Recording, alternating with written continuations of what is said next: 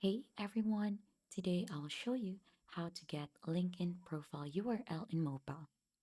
First, open the app. Now tap your profile picture in the top left corner of the screen. Then tap your picture again to open your profile page. Then once in, look for the More button, usually shown as the three dots. Then select the contact info. Here you will see your LinkedIn profile information. Look for the profile section or the Your Profile. This is where you can find your LinkedIn profile URL.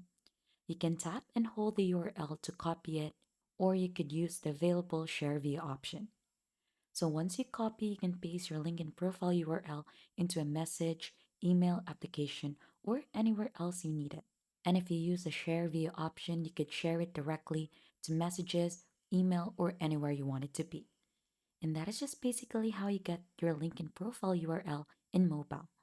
If you found this video helpful, subscribe to the channel and leave a like.